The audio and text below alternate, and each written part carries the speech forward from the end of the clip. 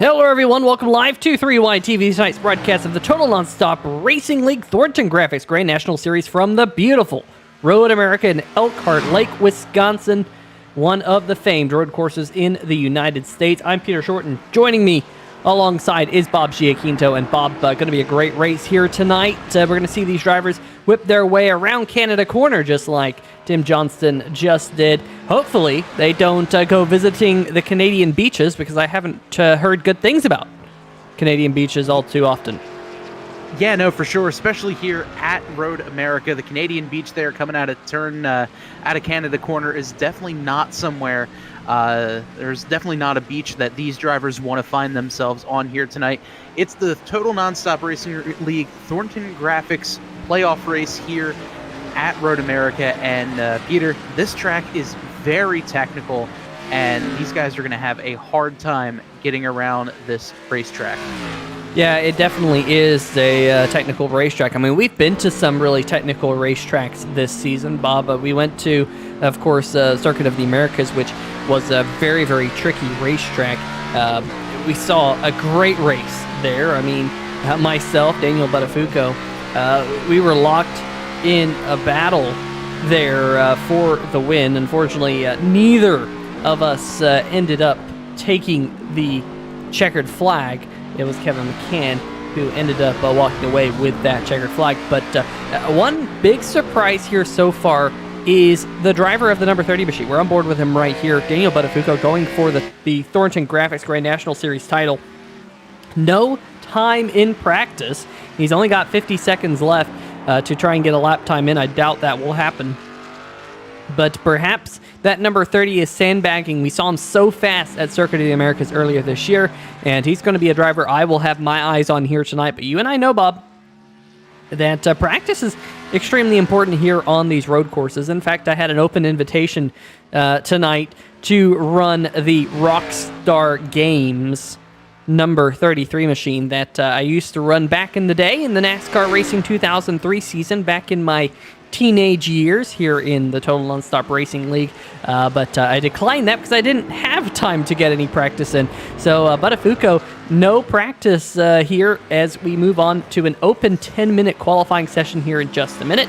Going to be fun to see these drivers work their way around the racetrack in that 10-minute open qualifying session. We don't have many of those sessions here this season, as Budofuko gets very sideways coming out of the final corner. He's just going to head to pit road, and that is going to do it here for the practice session. So we'll move over into qualifying, Bob. Qualifying is going to be important here tonight, getting a good lap time in. But unlike back at Circuit of the Americas earlier this year, here tonight we will have a random caution. Not a set caution. We will have a random caution at a point in this race, somewhere between laps number 10, lap number 30. We don't know what lap that's going to be on. The competitors don't know what lap that's going to be on. So if a caution flag comes out, we're completely flabbergasted. You all in the chat know why. But it should be really good here in the Thornton Graphix Grand National Series, as we got cars out there on the racetrack, Bob. Yeah, Peter, this is one of those tracks where track position is key, as we see Steven Doziak go for a little lawn mowing excursion a little bit further back there, coming through. I believe that's turn number 4. Or turn number 3 rather, just a hard braking turn that's a little, it's easy to catch you off guard going through the corner. And this one right here, turn 5, is just my kryptonite. I know whenever I'm racing here, it's such a difficult turn to get right, to get down to the apex and not blow the corner completely and find yourself out there on the beaches. And this is one of those racetracks that, track position is key, and the racing line is incredibly important.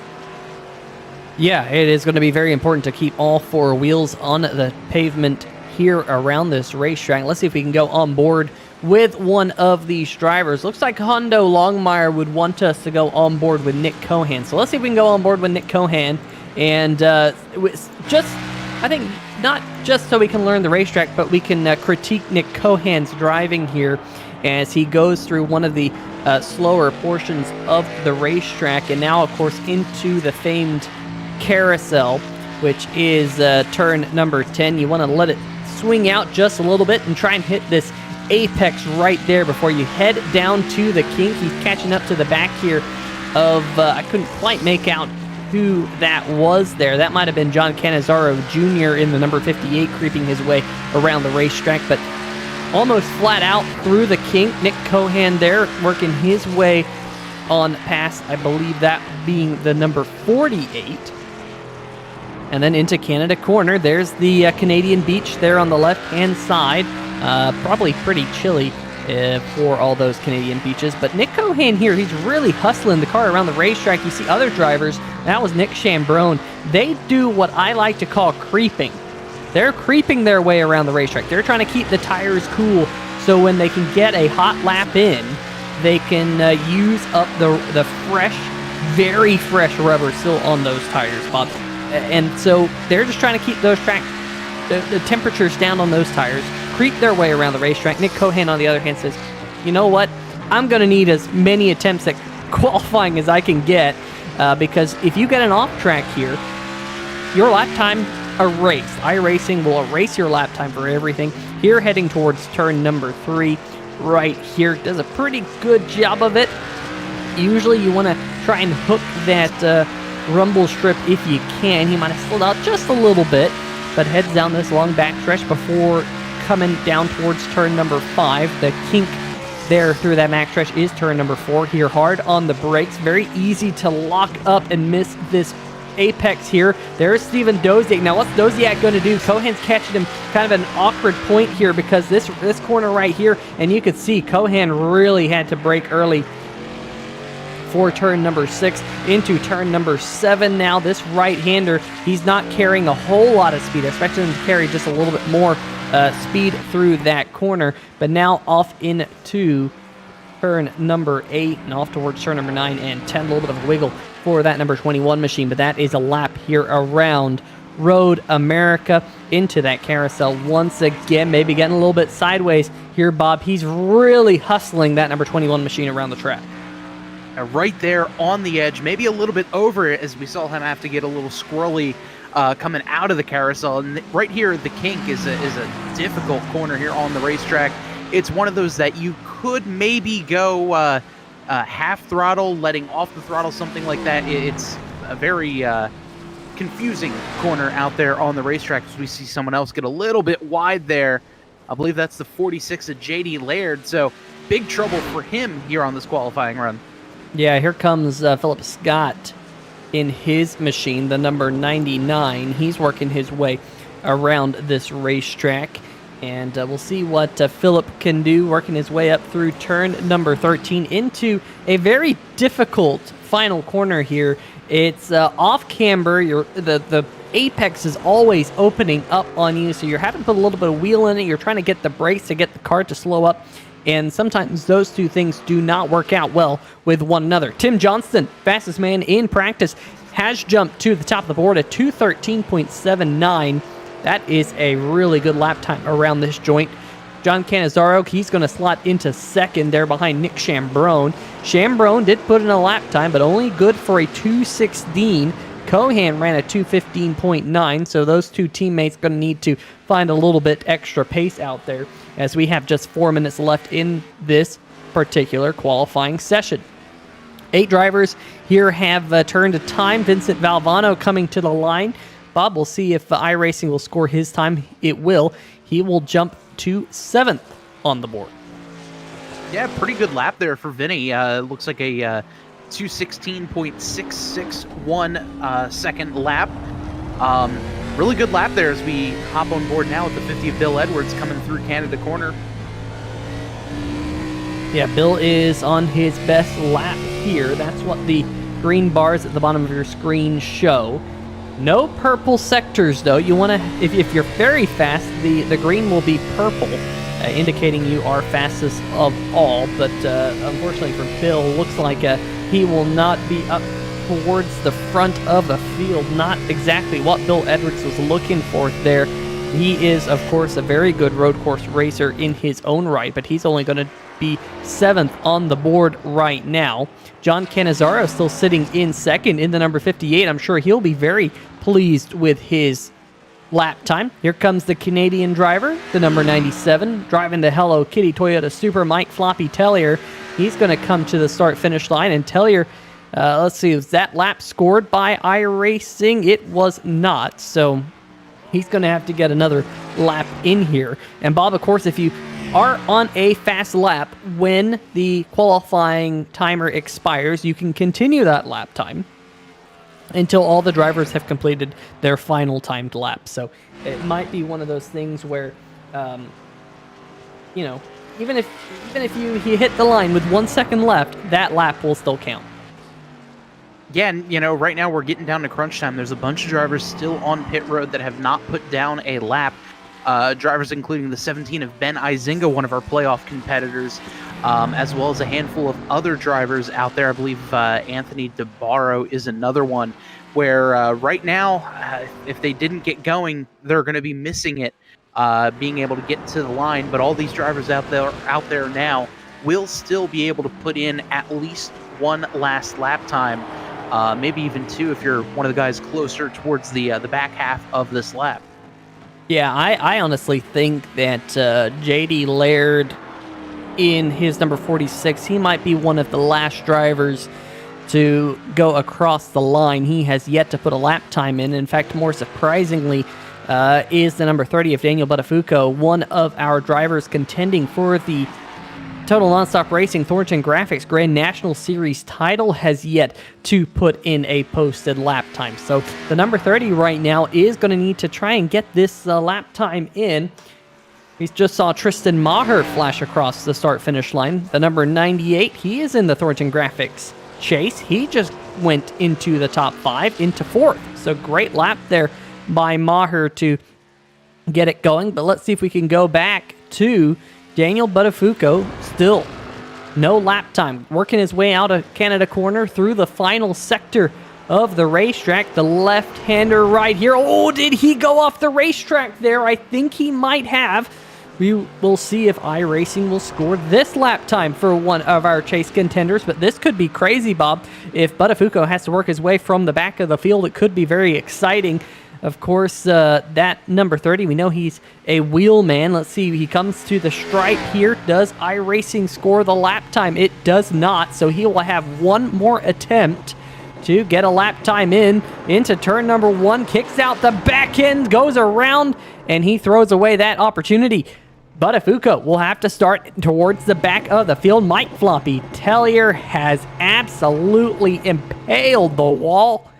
And that number 97, folks, rest in pieces. Let's see exactly what happened here to the number 98. Bob maybe lost the brakes into turn 1. A really hard braking zone here, just past the pit wall exit is when you're going to want to brake, just before those 4 cones there. And, well, he definitely didn't. You couldn't have said it better. He definitely didn't. All right, so let's go back live. Let's figure out who's still out there on the racetrack. The number 58, John Cannizzaro, is trying to improve his lap time.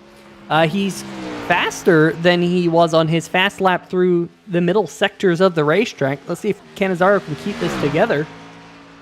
In the number 58, working his way towards Canada corner. We got Bill Edwards on the racetrack. JD Laird slots himself up into the top 5 with a good last lap. So good job by JD. About 1.5 seconds off the pole time by Tim Johnston. Johnston ran that lap time, promptly came down pit road, called it a qualifying session. But here comes Cannizzaro out of the final corner, heading up the hill. He's going to try and knock Philip Scott from second. He's going to have to pick up about 4/10 from his fastest lap time. Can he do it to the line? And Cannizzaro does not do so. He will stay on row number 2. Only other car on the racetrack is JD Laird. He is, I said, Bob, I thought he would be the last car to make it to the start-finish line to end qualifying, and indeed I was right. Let's see what he can do in the 46. A good exit of the corner there. Now coming down to the final right-hand turn here. Like you said, Peter, an off-cambered corner here. He's now going to be climbing up the hill, down the front straightaway. There he is as he crests the hill. And let's see if he's able to best his previous time, the 2:14.9. Don't know if he did. He ran a 2:14.9, so yes, just good enough to better his lap time, but doesn't move him further up the field. But that is going to do it here for the qualifying session. So we'll just have to wait and see for the session to kind of transfer over. Let's go check out the chat here tonight. Let's see who we got out there. Steven Doziak saying G-Money stays on the lead lap. John Canizaro says, I plan on stuffing it in the wall. Interesting thoughts there, John. Wouldn't be my plan. I'll tell you what, if you want to win, that's not the plan to do it. Chris Cabot has a way better view now that's a guy that knows this track. Absolutely. Philip Scott for the win, says Garrett Gleason. Garrett Gleason saying sneaky top 10 pick tonight. Doze in the 55. Garrett, are you really picking Doziak for a top? I'm just kidding. I'm just messing with you there, Doze. We're always messing with Doze. Hondo Longmire said my eyes. Of course, that's when we were watching that number 21 machine go around the racetrack. Just waiting for the qualifying session to officially finish. The clock does have to tick down to 0. It officially has. So the checkered flag has finally waved. And Bob, I think it's about time for us to head down to tonight's starting lineup. Why don't you take it away for the 3WideTV 120 here? Well, on the pole for tonight's race is going to be the 28 machine of Tim Johnston. On his outside, the 99 of Philip Scott. John Canizaro in third with Tristan Maher on his outside. In fifth, one of the Polyhedral Cathedral Dash for Cash drivers, J.D. Laird, will start fifth. Nick Chambrone in sixth. Nick Cohan, Ben Izinga will round out row number 4. And rounding out the top 5, Bill Edwards and Polyhedral Cathedral Dash for Cash driver, the 38 of Vincent Valvano. Mike Floppy Tellier, Chris Cabot on row number 6 here tonight. Back behind them, we got John Borst and Daniel Budofuko. Justin White, Garrett Gleason, 15th and 16th. Stephen Kegman, Anthony DeBarro, and Steven Doziak rounding out your 19 cars here tonight. Justin White in the 222 is the eye in the sky, the in-race official, so he will not be taking the green flag. So make that only 18 drivers here tonight. But nonetheless, enough to make it a lot of fun for us here on 3WideTV. Want to thank each and every one of you for joining us in the chat here tonight. We're just getting set to get these cars off and rolling. And that Porsche safety car that we have here tonight will be rolling here momentarily. But it is a beautiful racetrack in Elkhart Lake, Wisconsin that we have here tonight. And Bob, I love coming to this racetrack. It is one of my favorite racetracks, not only in iRacing, but not only in the United States, but really in the world. It is just so fast. It flows so well. You can hit your apex. You flip it left. You flip it right. It really is a lot of fun. But one thing you have to manage is you really have to manage your tires. Because this racetrack has so many corners, high-speed corners, low-speed corners, the high-speed corners will wear out your front tires. The low-speed corners will wear out your rear tires because you're trying to get the car rotated around that slow corner. You're having to use the throttle to do so with these big, heavy stock cars. And sometimes you'll put a little bit too much power in it. You'll get a little bit of wheel spin. You're trying to really manage that, and the drivers who manage it best will be the ones who will be able to make passes late in the run. Of course, we don't know when the one and only caution flag will fly here tonight, but it will.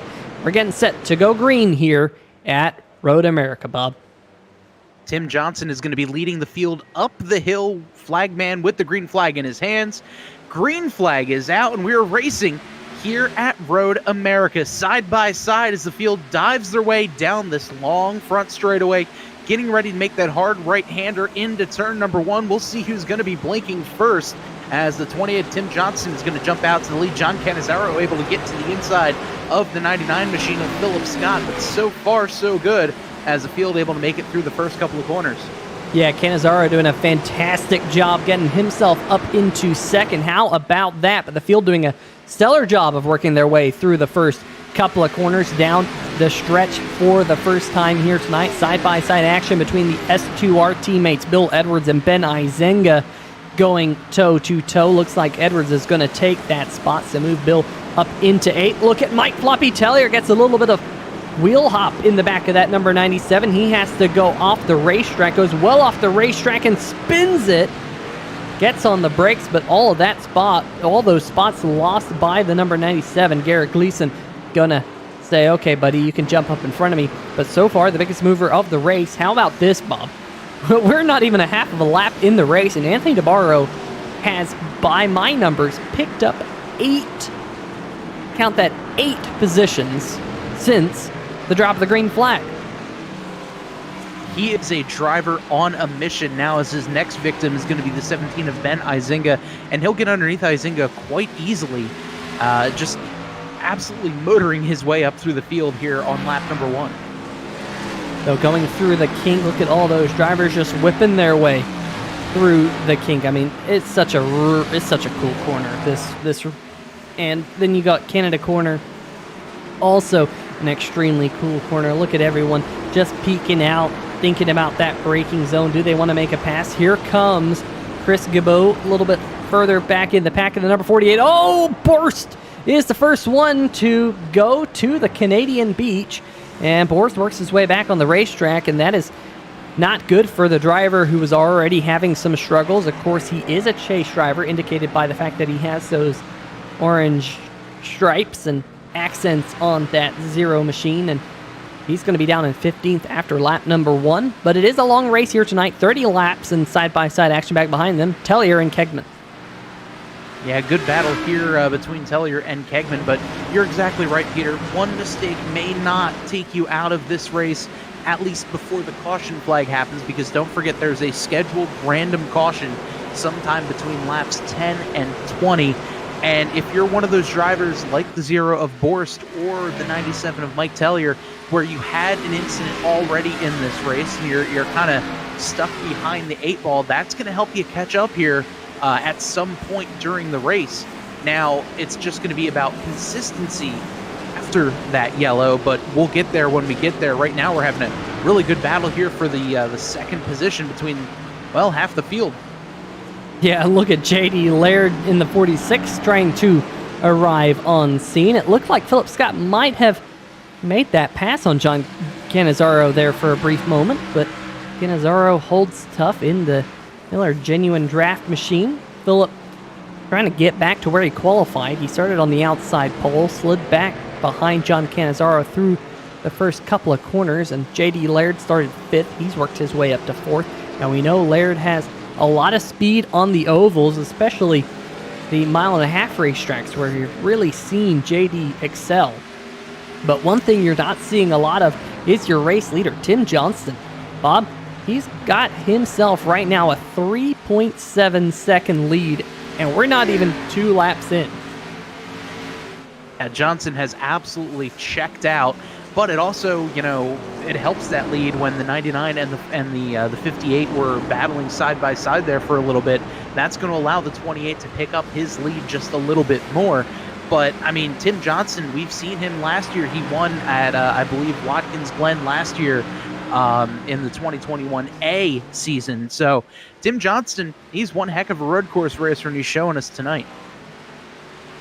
Looking a little bit further back, Nick Chambrone, who started 6th, now under fire from Anthony DeBarro, who continues his rocket through the field. Looks like he's going to make that pass. We're hearing that a driver has gone off the racetrack. Steven Doziak in the number 55. He's going to work his way back onto the racetrack. DeBarro gets around Chambrone. Budofuko behind the 0-1 machine now, continuing his rise through the field. 14th now to 10th. So I expect, Bob, that Budofuko probably has the long game in mind here tonight. Maybe thinking about saving those tires. We know there's going to be that pit stop at some point. I think if you position yourself inside the top 5 at that caution, you definitely have a shot at the race win here tonight, as someone locks him up a little bit further ahead. Budofuko does make that pass on Nick Chambrone, so move him up to 9th. Let's see what other battles we have out there on the racetrack. Is the number 98, Tristan Maher, right there with a little bit of rear end damage. Wonder if there was contact between the 98 and the 46. Yeah, I'm not entirely sure where he got that damage, but this is one great battle here. The hard left-hander coming through. I believe that's turn number 7, 7 or 8 there, and just some good battling there. But yeah, I'm not entirely sure where the 98 got that damage. Let's see if we can make out something of this. This is the 3WideTV replay just a couple of corners ago. The 21 and Nick Cohan having a little bit of a lockup, gets into JD Laird, and Laird then making a little bit of contact with Tristan Maher. So I think that's where that right side damage came from on that number 98 machine. Let's jump back to something else that just happened. Chris Gabot in the number 48 machine, a little bit of wheel hop. You can just see that 48 was uneasy on entry to turn number 8. He gets it back going, however, with just a quick off. We're also hearing that Steven Doziak in the number 55 machine here through the kink might have just had a little bit of a moment. Gets the back end around and into the wall, bounces it off the wall a couple of times. Very easy to do there, Bob, with all the speed you're carrying and that weight transfer. But unfortunately, Doziak now has quite a bit of damage. Yeah, just a tough break there for the 55 of Doziak. And that kink, is one of those places on the track where you're sliding all the way across the track, not a whole lot of grip, carrying a whole lot of speed. And it's very easy once you get off the course into the rumble strips. Oh, the 97 of Mike Floppy Tellier, he's going to go towards the beach and get himself in the tire wall. And he's a Canadian driver, and he's not even visiting the Canadian beach. I don't know. I just don't know how to call it here, folks. But unfortunately, yeah, that was Mike Floppy Tellier having a big moment in his number 55 machine. And we're also now hearing that there might have been some more issues out there on the racetrack. Here we go. Steven Doziak, we highlighted him just about a half a lap ago going through the kink into turn number 1 here. And he goes into the tire barrier. Heavy contact for Doze, and it looks like, yeah, his night is done. We're also now hearing that there's been a big battle for position between Cohan, Laird, Maher, Bill Edwards. Look at this group of drivers. Maher running a little bit wide. Bill Edwards pounces on it, and he's going to go around the outside here. No, the 98 cuts back underneath them. And those two drivers, and that's going to open the door for Anthony DeBarro. DeBarro slides in. Oh, contact between DeBarro and Edwards. And Budofuko's trying to pounce on this.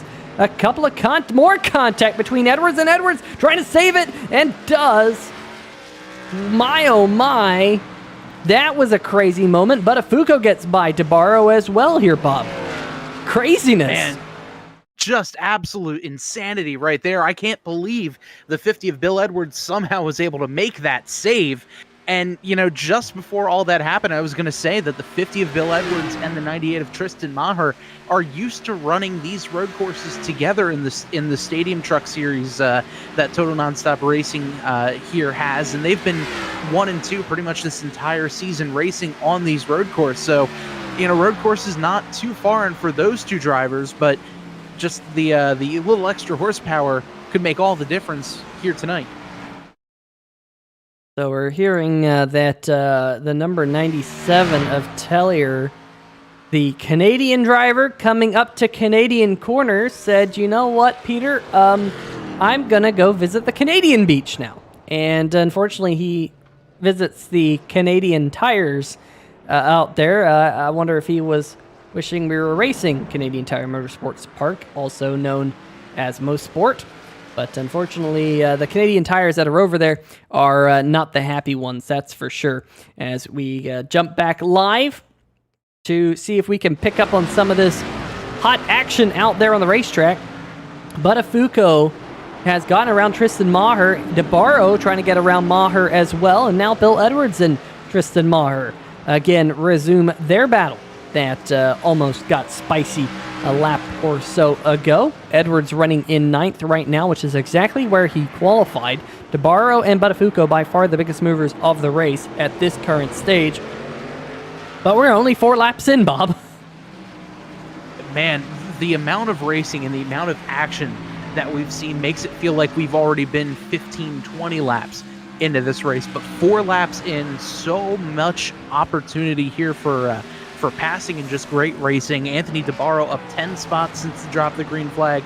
Budofuko up 7 spots since the green flag. So just great racing all around, and comers and goers, and still got plenty more racing to go. Plenty more racing, that's for sure. Tim Johnston now up to about a 5-second lead. John Cannizzaro still being hounded by Philip Scott for second. And then it's a bit of a gap back to Nick Cohan. Hondo Longmire in the chat here tonight saying, not a lot to say tonight. Nick still sucks and will stay in the middle. DeBarro will slide his way to the front. Excuse me. And Tim has this if he doesn't make a mistake. Netcode Esports jumping in. How's it going, Netcode? Welcome to the 3WideTV stream. Hopefully you're enjoying some of the action here tonight. When will the lawnmower make his first TNR appearance? Well, hopefully soon, but whoa! That shot right there just shows Philip Scott getting around John Cannizzaro. So great battle there between these two. Now, with that number 99, can he pull away now that he's got in front? You can see that those two have been pretty closely matched over the last 5 laps. The only 5 laps we've had here tonight, but Philip Scott's got around. Can he pull away from Cannizzaro? Cannizzaro making a big mistake right there. Has to run wide. Ran off the racetrack. Misses that apex drastically. And I'll say that will thoroughly help the number 99 of Philip Scott pull away, and might even bring Nick Cohan into the picture just a little bit. Daniel Budofuko has caught up to his teammate there, JD Laird. This will be a battle for the 5th position. Remember what I said, Bob? If you can get yourself into the top 5 before that caution flag, you might have a shot at the win here tonight. So I think that's what Budofuko is trying to do, and he's doing a great job keeping it on the pavement, which he was not able to do in qualifying. Yeah, definitely, and it's like night and day there for the 30 machine of Budofuko, where he really could not get a lap time in, but otherwise, right now in the race, he is putting on quite a clinic, and he is really hounding the back bumper cover of that 46 of JD Laird as they head on through the kink. Yeah, they head through the kink. Anthony DeBarro not all too far behind. Tristan Maher and Bill Edwards still in a battle between those two drivers. Scott pulling away from Cannizzaro, but here comes Budofuko. Budofuko, excuse me, getting on by JD Laird. And now Laird has to deal with Anthony DeBarro back behind him. DeBarro looking left here through a very tight portion of the racetrack. It's off camber through here. Very difficult to make a clean pass in this portion of the racetrack. DeBarro thinks better of it, slots back in, tries to get a run up the hill, does so, and Bob, looks like we might be side by side going up the hill. A bit of a drag race up the hill between these two drivers, the 27 of Anthony DeBarro and the 46 of JD Laird. Long front straightaway, but looks like DeBarro's going to get the edge and braking as he's going to get to the corner first, as JD Laird looks to try to get a run coming out of turn number 1. Can't quite do so, but these 4 or 5 drivers have been all over each other this entire race. Yeah, and now they're starting to get a little bit of a group together out there now with JD Laird, Tristan Maher in this group, Bill Edwards in this group. I'm wondering if JD Laird might have lost the tires on that number 46 machine, because he's just starting to slide back now into the clutches of these drivers behind. We know that Maher is fast. We know Bill Edwards is fast. These drivers will really start to hound you if your tires start to go off. Remember, that was one of the keys to the race that I mentioned a little while ago. We're hearing that the commissioner, Mr. Garrett Gleason, has had a little bit of a moment. I think he tried to go north of the border to go visit some of our Canadian friends, perhaps. And, yep, there you go. Does a good job of rally crossing it through, maybe using some of that experience he's getting from the truck series here in the Total Nonstop Racing League, as we got side-by-side action here between Maher and Laird. Yeah, great battle there between Maher and Laird. Maher able to hug that rumble strip down there, help them turn a little bit, and they're going to have to get single file here as they go through the kink, because side-by-side just does not work. As, the 46 of Laird gets a little off course, but here they are side-by-side now down the back straightaway. And off into Canada corner, looks like Bill Edwards has cleared JD. So move him up another position. Bill sporting the red, white, and blue colors on the number 50, now up to 8th. This has not been a kind few laps for JD as he now finds himself in 9th. But about 5 seconds up the road from Ben Izenga, who has been fairly quiet here tonight. A little bit of front-end damage on the Air Canada number 17, right in front of Nick Chambrone. Good battle here for position between Budofuko and Cannizzaro. You see Nick Cohan has gone around Cannizzaro and has gone up the street just a little bit. Now about 1.5 seconds in front of the number 58. But Cannizzaro has to watch that rear view mirror because Budofuko's there.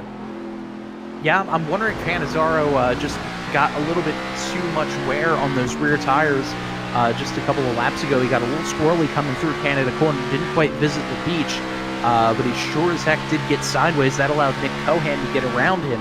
And right now he's just about to fall victim to the 30 of Daniel Budofuko. As Budofuko looking to outbrake him and dive down to the inside, and they're going to be side by side coming out of the corner. Oh, looks like Cannizzaro are going to hold on, at least for now. That time difference over the last couple of laps that we just saw was pretty telling. Budofuko all over the back bumper of the number 58, trying to force John Cannizzaro into a mistake by applying all of that pressure. But Budofuko just going to back off maybe a little bit here and let Cannizzaro slide the rear end, drifting it through the corner right there. Now off into turn number 9. Here we go, looking them work their way out of the carousel. Look at the gap that Philip Scott has put on the drivers around him. Some great battles that we have seen so far.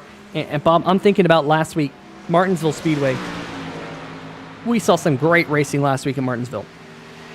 Stunning racing. We're seeing some stunning racing here tonight. The drivers in the Total Nonstop Racing League know how to put on a show. Look at Daniel Budofuko, late on the brakes, getting it all types of sideways off into Canada corner. They're still side by side up through turn number 13. Man, I thought for sure they were going to touch, and the 58 of Cannizzaro still a little squirrely going through all of those corners. I have no idea how he was able to keep it going in the right direction. They're still battling nose to tail, and look who's just behind them, the 27 of Anthony DeBarro. DeBarro now poking his nose into the business of the 50 and the 50, or the 30 and the 58 rather, and this is going to be a great battle. Yeah, they're going to come across the start-finish line. Will DeBarro have a peek to the inside of John Cannizzaro towards turn number 1?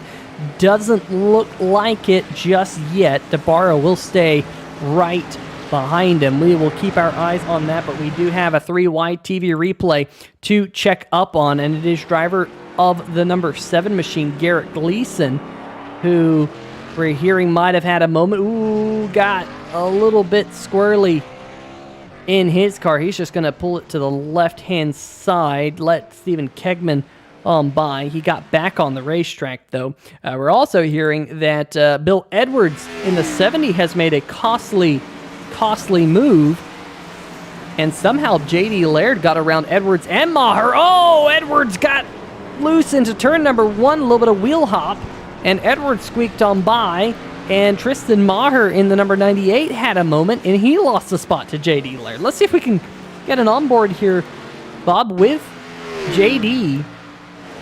and see exactly how he pulled off this double pass. There's the 50, having that wheel hop, goes around, the 98 runs wide, he gets loose, and J.D. says, okay, guys, thank you very much. I'll take both those positions from you. Yeah, can't ask for it any easier there for the 46 of Laird. Just let the two guys in front of you get a little sideways coming out of the corner, and yeah, thanks. I'll go take this one now. And Ben Izenga in the 17 having a moment. So the S2R Chevrolets having a terrible lap. Both of those drivers experiencing some wheel hop. That allowed Nick Chambrone to get on by. And then we just saw J.D. Laird pass Tristan Maher. But here comes Maher coming back at that number 46 machine off into turn number 8. Laird runs wide, and the 98 gets back by. So that happened, and just a couple of seconds ago, as I was saying that, we're now hearing that Mike Tellier has had a big moment. Going off into turn number 5 under the brakes here. Bob runs wide and gets over those bumps and spins it right around. Yeah, with how bumpy the track is right there in turn 5, I'm surprised we haven't seen that more in today's race. That's, if you add wheel hop into the equation, that's a recipe for just going around just like we saw there with the 97. And the number 17 Ben Isaac. Oh, he's off the track again, off into Canada corner. And a Canadian driver going to the Canadian beaches, working his way up through turn number 13, trying to get all of the dirt and gravel off those tires. Then he's still fighting that car there, Bob. He's off the track again. He's off the track again, going over the bumps, and Chris Gabot there in the number 48 gets on by. My, oh my, things happening quick here at the racetrack, and side-by-side battle. Anthony DeBarro now getting past John Cannizzaro. We're back live here, and DeBarro making the move on the number 58 as we come back live. This is some good racing. Just action all over the track. I know they call Richmond the action track, but man, I'm about to start calling Road America the action track. There's so much action all over the racetrack. Great battles, and this one right here, Nick Cohan in the 30 of Daniel Budofuko, putting in some pretty good work here as Philip Scott looking to inch a little bit closer. He's picked up, I'd say, about a second or two on to race leader Tim Johnston. But, right now, still some pretty good battles out there. Oh, my goodness. Budofuko going around the outside in the kink. That takes some guts to do that. You don't want to pass in the kink at all, or you're going to end up like Catherine Legg did.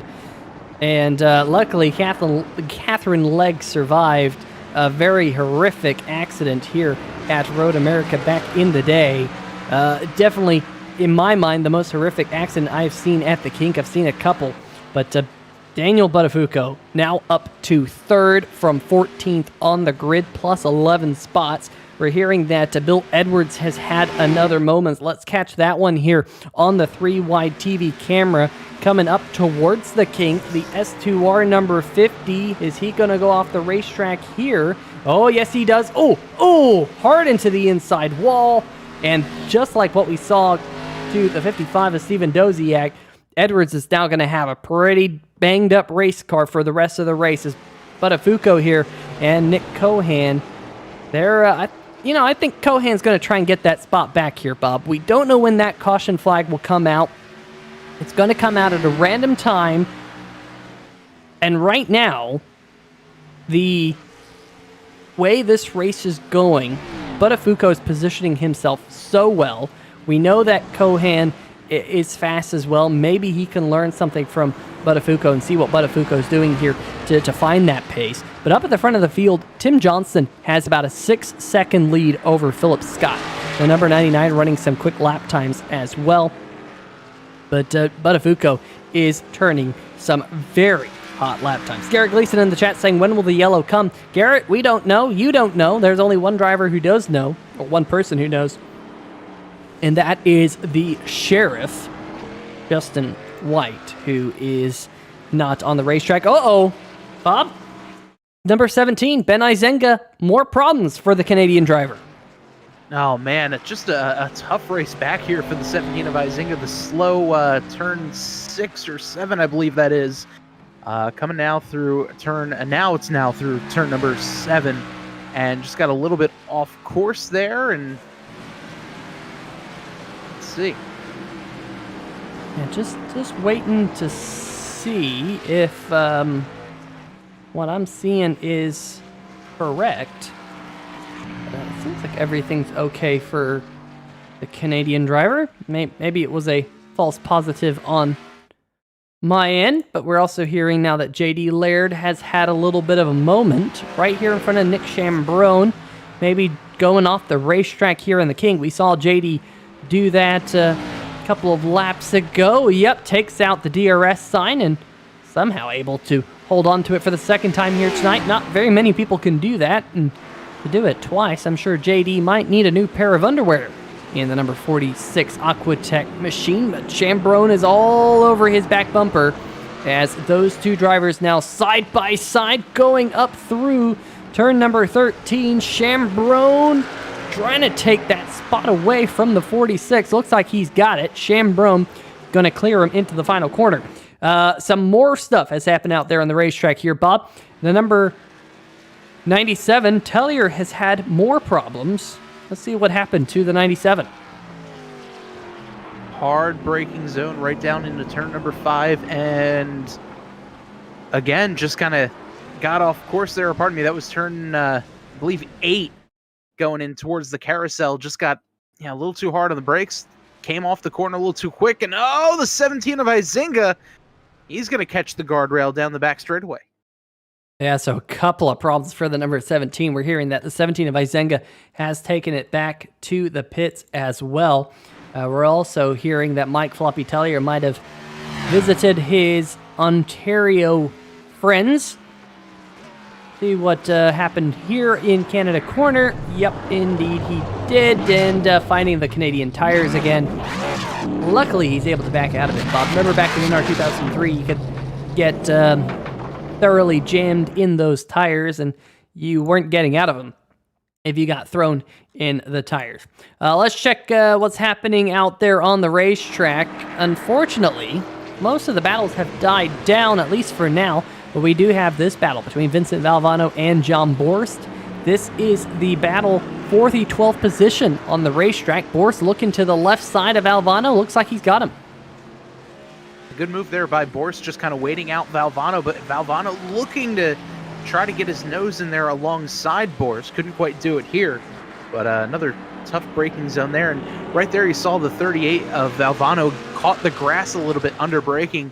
And Peter, that is one of my biggest shortcomings when it comes to road course racing, is just accidentally getting out there on the grass in braking, and it just completely throws your car sideways, and is definitely not the way to do it here on these road courses. Yeah, that is for sure. Now, we do have some drivers. Anthony DeBarro is one of those drivers coming down, maybe trying to anticipate when that caution flag would fly. But he's coming down to his pit crew here, maybe hoping to see that caution wave very shortly. We also saw John Canizaro Jr. already come down, make his pit stop in the number 58 machine. So that strategy might work. It might not work. We'll just have to wait and see. Ryder Lee Angle in the chat, Bob, is asking, is there damage to the cars that keep sliding off the road, or are these the kind of problems that happen between the seat and the steering wheel? Well, Bob, I would think, probably 60% of that's probably between the pedals and the steering wheel and the seat. But some of it is damage. If you do get some damage, you will. As we'll hold on to that thought right here, because we have a new second-place driver, Daniel Budofuko, tracked down the number 99 to Philip Scott here very quickly, and he is our new second-place driver. Let's see how this happened, and then we'll go back to that thought. The number the 99 ran wide, and Budofuko just jumped all over that. But Bob, yeah, just got a little bit too wide there. Yeah, I was just going to say, Bob, once these cars do get damaged, just going back to Ryder Lee Angle's question, once the cars have damage, it can be suspension damage, and sometimes the car just doesn't drive straight. Yeah, no, for sure. Sometimes the toe could get knocked out, and one of the front wheels just gets knocked out of alignment just a little bit, and I mean, any little tenth of an inch that these cars get damaged will definitely be showing out there on the racetrack. And if you're one of the drivers like the 50 of Bill Edwards, the 97 of Mike Floppy Tellier, that have caught the wall and kept going, I definitely would assume that there's going to be some pretty heavy damage on those machines, which will cause them to go off again. I mean, we saw the 17 of Ben Izinga, perfect example there. Got off the track, got sideways, the tires were so hot, the next corner they had no grip, he slid off again. And that's kind of what happens. It just kind of snowballs from one error to another, and just gets bigger and bigger and bigger unless you kind of take your time through a couple of corners, give up some time, and allow those tires to cool off. Yeah, that is definitely for sure. But now I'm looking at something out there on the racetrack, Bob, and I'm really surprised. Right now, we're starting to see Daniel Budofuko really start to close in on your race leader. The number 28, the USAA machine, right there coming into the center of your picture. That's your race leader. Second place, Daniel Budofuko, who started all the way back in 14th, now up to second, you can see both of those two cars right there, the 28 and the number 30, just poking his nose at the top of the hill. There's third place, the number 99 of Philip Scott. So it is impressive what Budofuko is doing here and his late run pace. He's done a great job of saving his tires, obviously. He, last time by, was 1.5 seconds faster. Tellier in the number 97 going off the racetrack right there. But, Bob, I think we're going to have to talk about Daniel Budofuko. And now the big question is going to be, when does the caution flag come out? Does it come out now? Whoa, uh-oh. The 48, Chris Cabot's gone around. What happened to the 48 machine? See here, coming out of, I believe that's turn 3, now turn 4, that little kink there, going down towards 5. Heavy braking zone. Oh, he caught the grass, caught the wall, spun him around, and yeah, that grass is really going to end your day if you're heavy braking, you catch that grass and it's all over.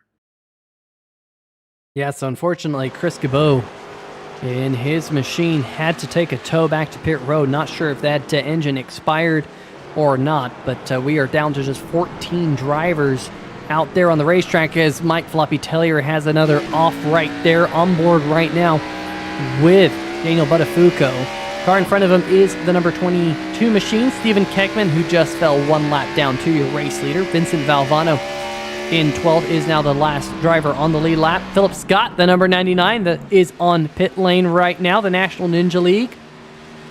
Got Ninja Works on the side of that number 99 in the Thornton Graphix Grand National Series chase. And Bob, one thing we haven't really talked about is the point standings entering into tonight. I believe that you have those point standings in front of you because it is pretty tight up at the top. Yeah, really tight up at the top. The top, or actually all playoff drivers, are within 60 points of each other. Philip Scott, who had a fantastic night so far, only 27 points back in 7th. But the top 3 drivers, Tim Johnston, Daniel Budofuko, Nick Cohan, separated by 9 points. Budofuko only 3 points behind Tim Johnston. So this race could really be the deciding factor here in the championship, with Tim Johnston leading, Daniel Budofuko second, and Nick Cohan in third. So your top 3 points drivers are your top 3 right now in the race as they run. Yeah, and of course, Tim Johnston, Budofuko, Cohan, those 3 drivers separated by just 9 points between them. So Tim here in the 28 doing all he can to keep this man back behind him.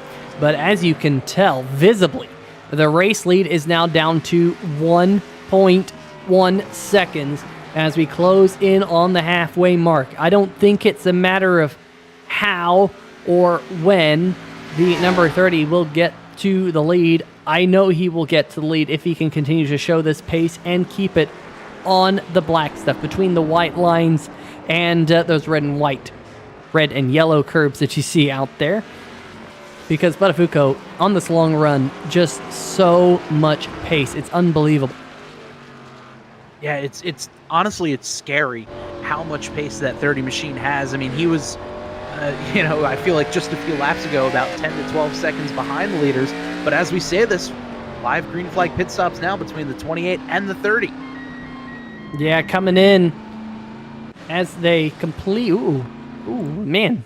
That was a little bit of connection troubles there for Budofuko. But they're going to complete the halfway mark. 15 laps down, 15 laps to go. And Johnson and Budofuko saying, you know what?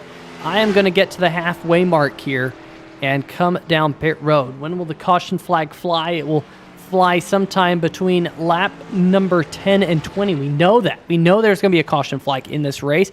As though that's not a good camera angle at all. There we go. There's Tim Johnston in the number 28 machine. His crew is going to work. Daniel Budofuko, his crew is going to work. Nick Cohan in the number 21 has stayed out. We saw right there Tristan Maher in the number 98. He's come down pit road. So green flag pit stops. JD Laird is on pit road. Nick Champerone's on pit road. Tim Johnston going to hold on to the spot over Daniel Budofuko. Anthony DeBarro is going to squeak on through. He actually pitted on lap number 12, so he's made his pit stop. Pretty interesting to see, Bob, some different strategies out there amongst these drivers on when to come down onto pit road and make a pit stop. I'm surprised, we haven't seen more drivers stay out if they still have fuel in the tank, because you would think that even a couple laps fresher tires could be very important towards the end of the race. I think if it was me, if I was out there at this stage of the race, I think I would continue to plug away as many laps as I can. The caution flag hasn't come out. We know it will. And fresher tires is going to be important. Granted, you're going to lose quite a bit of track position now because most drivers have already pitted. But fresh tires can mean a lot here. I mean, we saw Budofuko on the same tires as the 27 of DeBarro and Johnston slice his way through the field. So if you have 2 or 3 lap fresher tires, it could be really beneficial.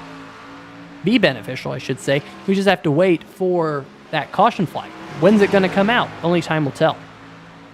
Yeah, definitely. And Peter, right now, the only drivers who have yet to make their pit stop are the 21 of Nick Cohan, our leader, and Stephen Kegman and Mike Floppy Tellier. As I say that, all 3 drivers now making their way down pit road. So everyone making their green flag pit stops now instead of waiting for that yellow to come out. And I mean, if I'm someone like Nick Cohan, maybe this works out. If the caution comes out while I'm on pit road, I may not lose all of the positions I would have if I had pitted under yellow, and I have the freshest tires out of all of these drivers now. So this could get really interesting if the yellow flag were to come out now.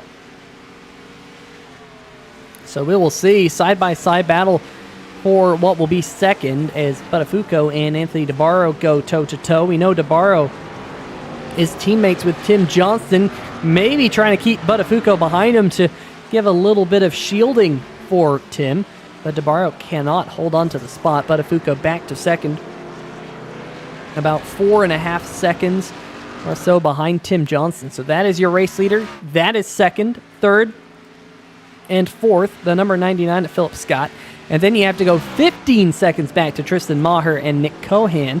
Cohan literally just coming off of pit road, so he will have fresh tires on that machine. Nick Chambrone back behind him in 7th. Bill Edwards and J.D. Laird there, 8th and 9th.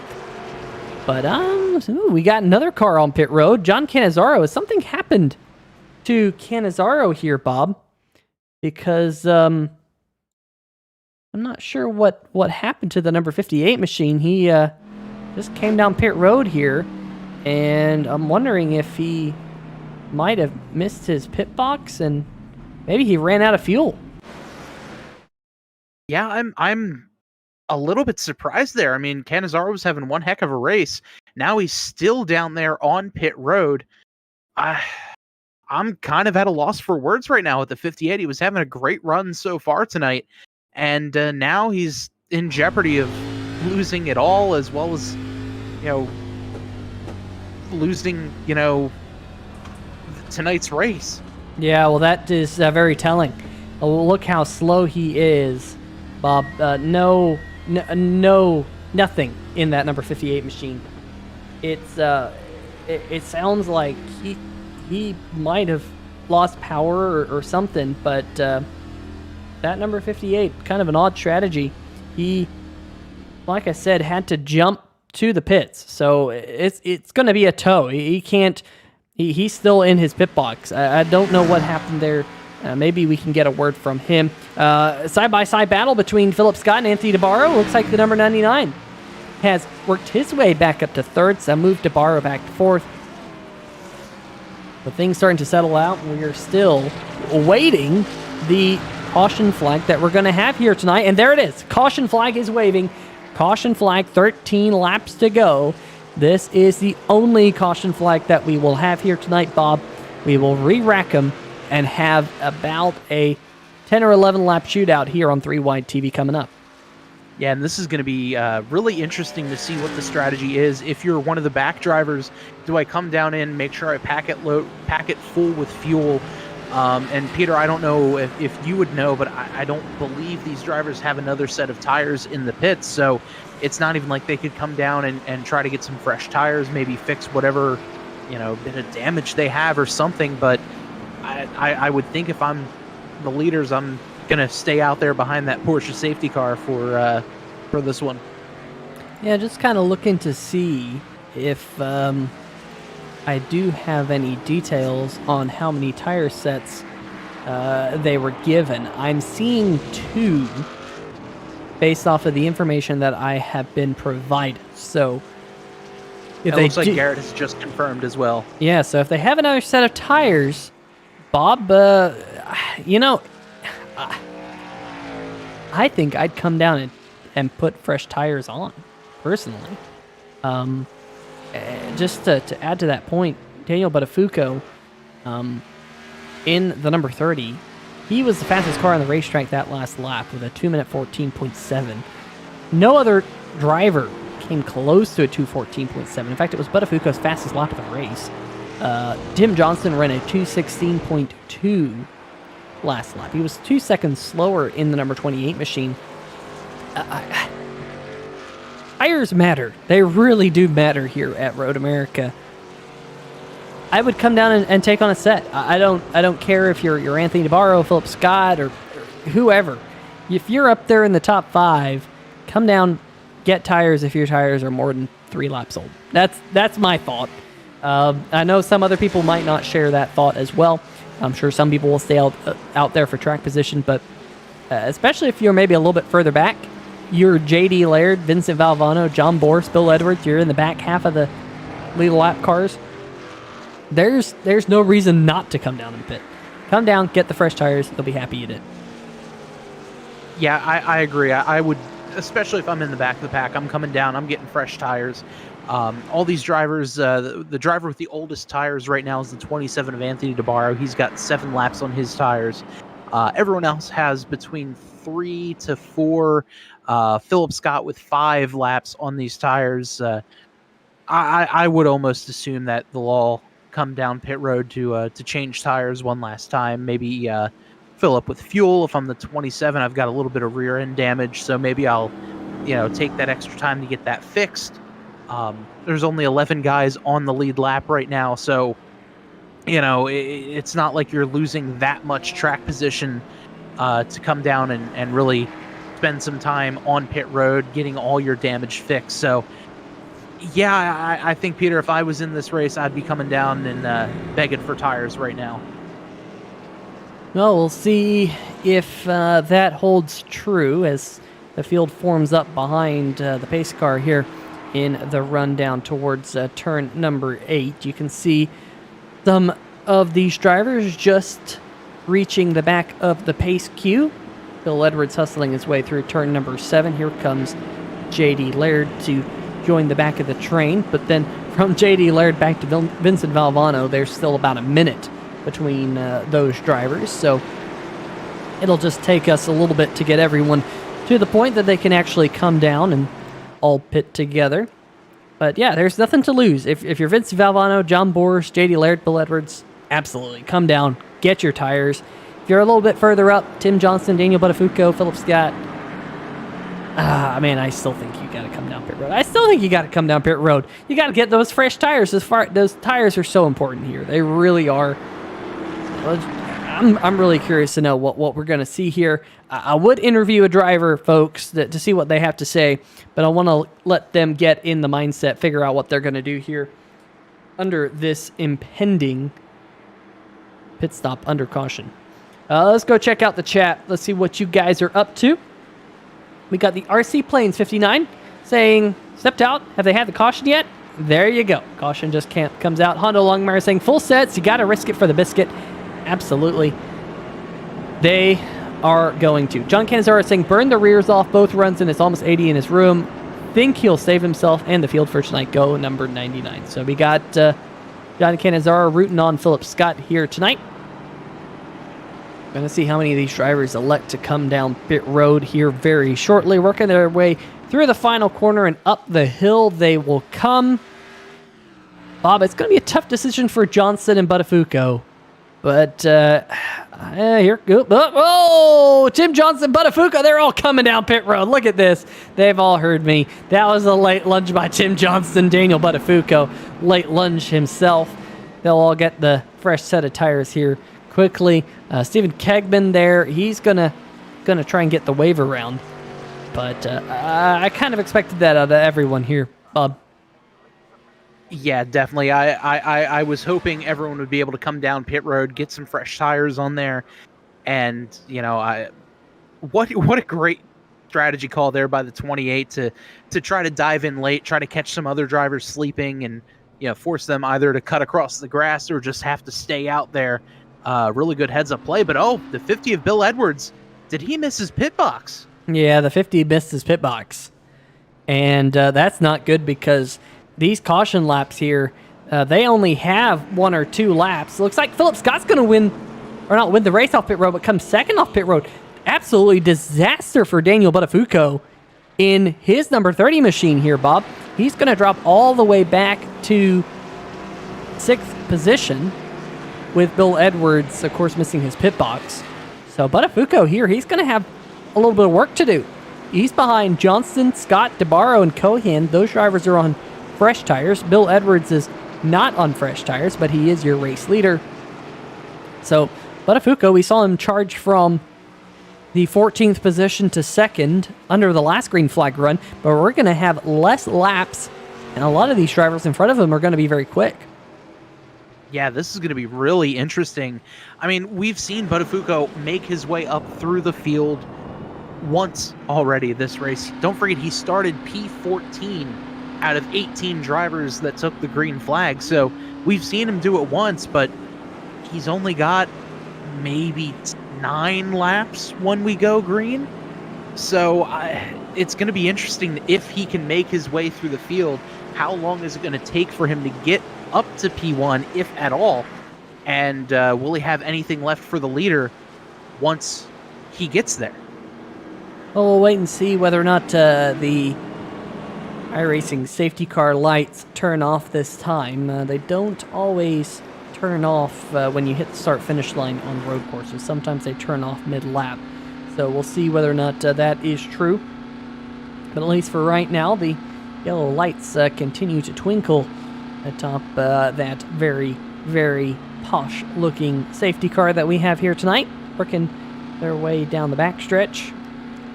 I would think those lights would have turned off already, so I think we're going to have another lap, probably to let the field line up and form up. Now we got some drivers. There's John Borst. He has not joined the back of the safety car queue. I know we got some other drivers hustling around. Stephen Kegman was one of those. He's on pit road right now. In the number 22, looks like he's back rolling. Mike Floppy Tellier, he just came off pit road. So these drivers, they're going to have to really hustle to get around the racetrack if they want to join the front of the pack for the impending restart. So I think you're right, Bob. I think we're going to have 9 laps here until we see the checkered flag. And Bill Edwards, do you expect him to come down pit road this time, Bob? I mean, you would think he's just going to get swallowed up on the old tires. But we'll see if he stays out here. Yeah, we'll see. I mean, we know Bill Edwards is a great driver, especially at the end of a long run. He's got 5 laps older tires, and there we go. He is going to head down pit road. He'll give up the lead to the 28 of Tim Johnston. And I was going to say Edwards is one heck of a driver at being able to save tires at the end of the run, but the only driver with the oldest laps on your tires, that would have been a tall task for sure. Yeah, it definitely would have been a tall task. You see, the pace car lights have finally been extinguished, so we will get set to go green in about 4 miles from now. It's a long lap around this particular racetrack. It looks absolutely beautiful from the air, though. I'll tell you what, look at this racetrack in all of its glory. Just such a cool racetrack to race on it. It's such a big venue. Allows you to have all of those long straights, the fast sweeping corners. You're switching back from lefts to rights to lefts. It just has such a flow to it here at Road America that I just don't know how anyone can not enjoy racing at this road course. Road courses aren't for everyone, Bob. I know you got people in here who absolutely despise them. But this one and Watkins Glen, in my opinion, are probably the two racetracks in the United States that are the hardest to dislike. I agree. Watkins Glen is probably my favorite of the courses that Total Nonstop Racing League has raced at. But, I mean, Road America is just a beautiful course. And like you said, it's fast, it's technical, it's got its quick corners, it's got its slow corners, heavy braking, flat out. I mean, it might be one of, if not the most perfect road courses on the iRacing service because of that. The skill that it takes to get around this track quickly. But I mean, even the skill just to get around the track. I tried it out in the test drive mode before the race started, and I had a hard time completing one lap, let alone two. And these guys out there are putting in some great laps, and it's, man, they're just some talented drivers out there on this course right now. Absolutely. There are some talented drivers in the Total Nonstop Racing League, that is for sure. Growing very rapidly, getting some very, very talented race car drivers as well. And it's great to have been a part of the growth of the Total Nonstop Racing League all the way back to the NASCAR Racing 2003 seasons back in the late 2000s to what it is now, a very quickly growing league in the iRacing simulator. And we are going to crown a champion here in just a couple of races, Bob. Of course, so after tonight, we only have 2 races left. Next week, we got the Sim Shots Andrew Himmelman Throwback event. That's right, Throwback event next week. Throw on the throwback schemes because we're going to North Wilkesboro. 1987 was the last time, or what they envisioned North Wilkesboro. It wasn't 1987 last time they had a race, but they envisioned North Wilkesboro to be in 1987 with the 1987 cars. We're still going to be running these Grand National cars, but it's going to be a throwback race. Hopefully we get a lot of throwback schemes. That's next week, October 4th, and then the week after that, October 11th, going to Las Vegas for the season finale. Going to be a lot of fun right here on 3WideTV. 150 miles at Las Vegas to crown the champion, but we have 9 laps to crown tonight's race winner. Only 2 races left after tonight. This could be a big one. Pace car on pit road for the final time here tonight. We will not see another. That's unbelievable camera work by the cameraman. Seeing through the pavement. There they are, cresting the hill. Green flag is waving as they head towards turn number 1. DeBarro gets a good restart. Philip Scott throws a block on Budofuko. Budofuko going all the way to the inside of the racetrack. And Philip Scott locks him up in the number 99 machine. And he's off into turn number 1 in the gravel trap. And it looks like DeBarro has also gone off the racetrack in the number 27 machine. He comes back on the racetrack, but absolute disaster for 2 drivers in the chase. Man, such a tough break for both of those drivers, just trying to get every inch they can on the track. Unfortunately, both just kind of outbrake themselves.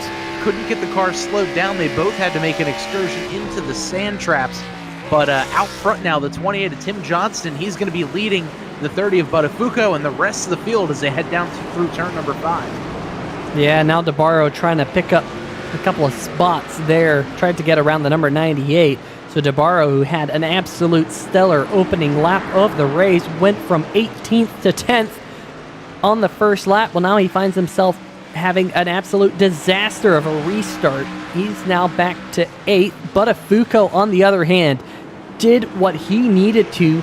He looked like he was getting absolutely freight trained on that restart, but with all the chaos in front of him, he's now inherited second once again on the back bumper of Tim Johnston. This could be one heck of a battle to the checkered flag between driver of the number 28 and the number 30, the two drivers at the top of the point standings, battling things out here at Road America.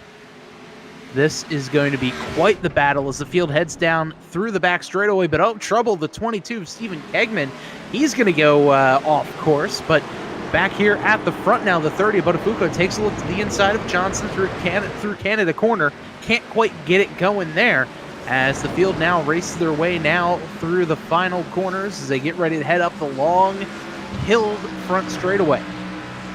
And Tristan Maher just lost a spot to DeBarro, so DeBarro picking up 2 of those spots that he lost. He's now back up to 6. Philip Scott in the number 99 got himself back up to 9th. But let's go back on that 3WideTV replay. Let's see if we can get a look at what happened in turn number 1. Here we go, on board with the number 99 machine of Philip Scott.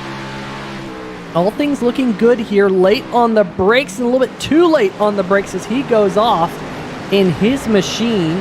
And there in front of him, you can see that Anthony DeBarro having his problems. Let's see if we can get another look here of what happened to the driver of the number 27 machine, because he was right behind Philip, and I'm wondering if he kind of had to go off the racetrack to avoid Philip. No, he kind of did it all on his own accord, got out there in the dust and marbles on that side of the racetrack, and DeBarro just took it straight off.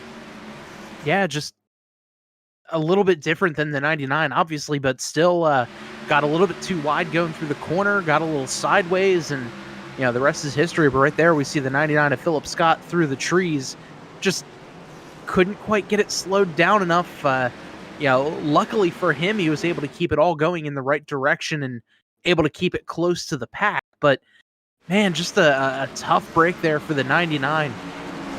And Nick Cohan in the 21 machine, he's gonna go off in turn number 1 here.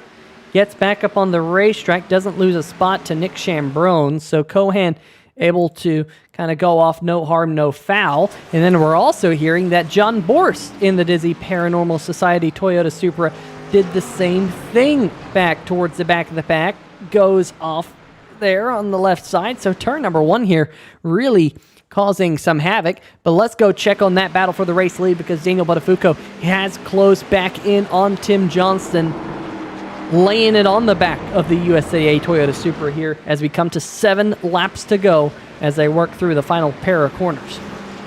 Yeah, this is going to be a great 7-lap battle here to the finish. 2 of the best drivers we've seen all night long. Daniel Budofuko, don't forget, he started back in 14th place, up 12 spots since the drop of the green flag. Has had to fight through a little bit of adversity there, losing the race off the pit road. Was kind of mired back in, I'd say, about 5th place or so, give or take, on the restart. Already up to 2nd and putting on a lot of pressure to that 28 machine of Tim Johnson as they head off now through turn number 1. Just fractions of a second here as we see, the 27 looked like he might have locked it up just a little bit as he was trying to go to the inside of his teammate Nick Cohan. Yeah, DeBarro there thinking better of the situation, had to get on the brakes, but he backed out of it to give Nick Cohan the apex into turn number 1. Now DeBarro lights up the rear tires and lights them up again and throws a huge block. Not sure if that was an intended block or not on Tristan Maher, but Maher gonna get a run here down towards turn number 5. Can he get him under the braking zone? Cohan also passing Nick Chambrone for that position. And so looks like a double pass here as Cohan gets past Chambrone. And Vincent Valvano there at the top of the screen. He's off track, but here comes DeBarro coming back on Thuggy Maher and pushes him out of the way. So Maher gonna slide back behind DeBarro. This group here, Bob, from about 4th on back to 7th or 8th, even 9th, has been one heck of a battle all evening long. That's for sure. Just a lot of, it's really one of those things where no driver is pulling their punches. It's just been a real slugfest out there. And, the damage on the cars speaks for themselves. They're able to get through there and just kind of rough each other up, but they're not being dirty about it or anything like that. It's just good, hard, clean racing. And, man, I'm just excited for these last 6 laps to see what else is going to happen here. Budofuko again closing up on Tim Johnston into Canada corner, but still just a little bit too far back Only about a half second separating these two. Look at Budofuko opening up the entry into turn number 14. That's such a hard thing to do into turn 14, which is off camber. I mentioned that earlier. It's just so hard to get that car pointed to where you want it in that final corner. Bob, I've been to this racetrack so many times, and I've had so many fastest laps spoiled by turn number 14, because you can just be off a fraction of an inch and your entire corner is ruined there in turn 14. It has minimal margins for error as Budofuko closes up again under braking into turn number 3. Can he get the power down? Johnston might be running a little bit of a defensive line here into turn number 5. The group behind them continue to race in the same order we left him here. Can Budofuko have a look to the inside? No, he cannot. Johnston covers at least for now.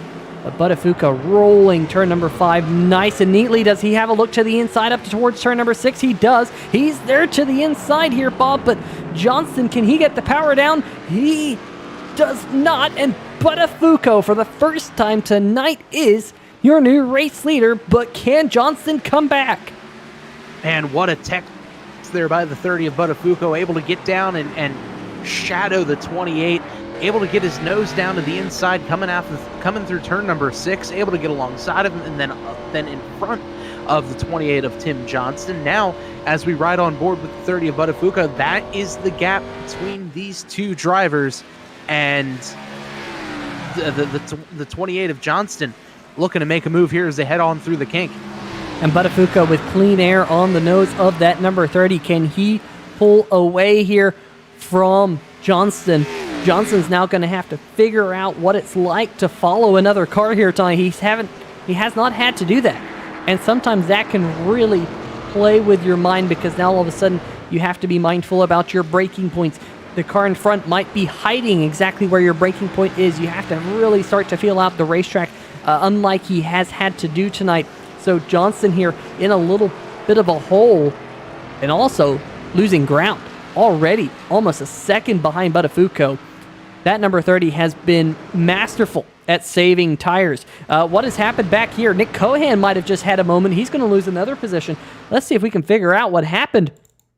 Cohan going from 4th all the way back.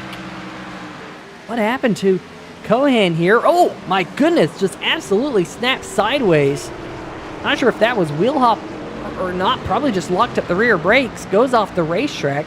And Cohan, look at that, goes from 4th all the way back to 9th. And, you know, watching him go through that corner there, I am shocked he didn't come sliding across the racetrack the way he was, his car was sliding like that. I thought for sure he was going to slide through there and take out one of his teammates, if not both, there right behind him. But an excellent piece of driving there by the 21 to get it woed down. And look at that right there. Almost thought he was going to get the 50. But luckily he was able to save the car and keep it going in the right direction eventually.